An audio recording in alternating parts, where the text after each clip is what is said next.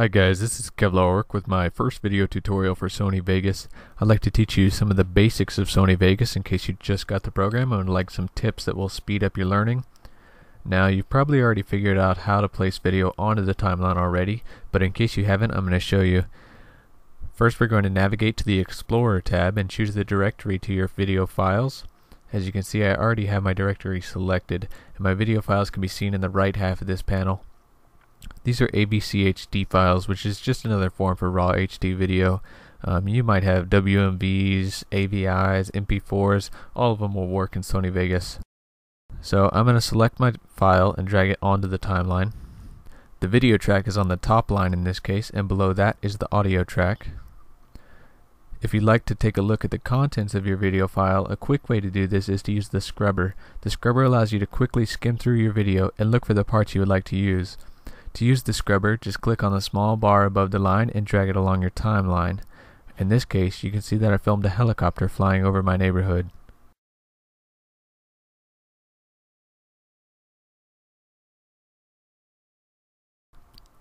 Let's say you'd like some more space on your timeline, or you'd like the preview box to be bigger. We already have our clip dragged onto the timeline, so we don't need the Explorer box right now. Let's drag this box over and enlarge the video preview as well as our timeline.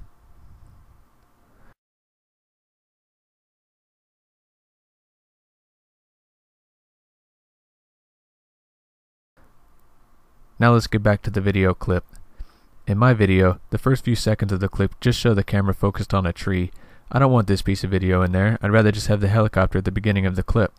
To do this, simply scrub to the spot where you'd like the video to start. Then, hold the mouse over the beginning of the clip. You should see your cursor change into two arrows pointing left and right with a box under the right arrow. When using this, it will cut down the track as much as you'd like. Right now we only want to cut it down until the location of the scrubber, because that's where the helicopter starts. Click and drag the end of the clip until it touches the scrubber. You'll see that a yellow shadow appears on the scrubber line, and the clip will snap to the scrubber when it gets close. The same steps can be applied to the end of a clip. An important thing to note is that the clip is not really deleted when you drag them in this manner.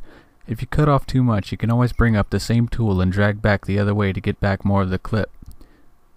If you drag it past where the clip ends, you'll see this small indentation at the top of the clip. When the clip is dragged past the indentation, it will loop the clip. Now let's pull the clip to the front of the timeline by simply clicking and dragging.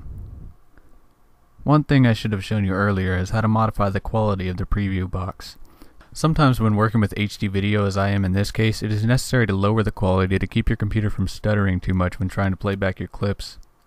If you look above the video preview box, you should see something that indicates the quality. Using the draft setting at 1/4 quality will give you the best speed, but will seriously degrade the quality of your preview. Generally, using the preview full setting works best for me, but you can change it to fit the performance requirements of your computer. Now let's say you have a track that you want to save for later, or you would like to cut apart and mix up. Or maybe you don't want to have to cut down the track with the previous method with long clips. To do this, put the scrubber where you'd like to cut the track and press S. This is going to split both the video and the audio. Now that the track is split, we can either drag off the new piece for later use, or we can delete it. This video clip is quite loud, and sometimes we don't want audio and would rather just have silence or add in music to the video. To remove the audio, we need to ungroup the video from the audio. Groups make multiple tracks act as one when moving them, splitting them, and so forth. To ungroup our audio, select the clip and press U. You can see that we can now move the video and audio independently of one another. If we want to regroup several tracks, we need to first select them by holding Ctrl and clicking each track to be grouped, then pressing G. Next, we're going to adjust the volume of our audio. There are a few ways to do this. The first method is to use the volume adjustment bar for the entire audio track. You'll see that you can both lower and raise the decibel level.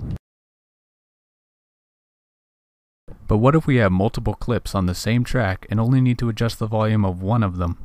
To adjust only one clip at a time, we hold our mouse near the top of the audio track on the desired clip. You'll see an adjustment cursor with two vertical arrows and the pointing finger. Click and drag downward to lower the volume. You can see here that we have the volume at about 50%. We'd like to add some text on top of this video, and it's pretty simple to do. First, we need to access the Media Generators pane. We can see multiple options on the left, but the one we want to use right now is the text option. To the right of this, we can see several text presets. The top two presets labeled Default Text and Solid Background are the most basic, but can be modified to create any of the other presets manually, and many more. The Default Text preset has a transparent background, so we'll use that one to write on top of the video.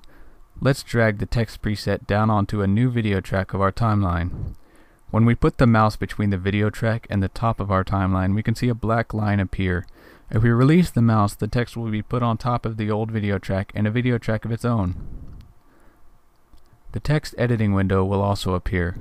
Separate windows such as these can either stay in a window or can be inset into the main window. To inset them, just drag them to the location of the other insets and release, and it should snap in. To pull any of these insets back into a window, you can click on the dotted line and drag it back out.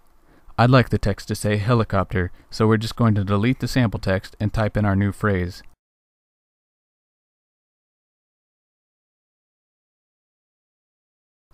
From this window, we can also change fonts and font sizes.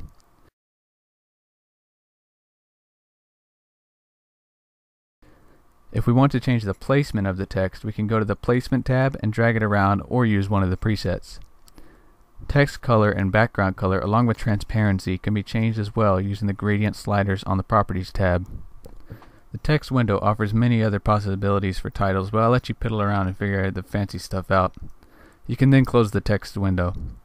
I hope this helps you learn some of the basics when getting started with Sony Vegas. If you liked the video, let me know and I'll try to make some more covering some more advanced things.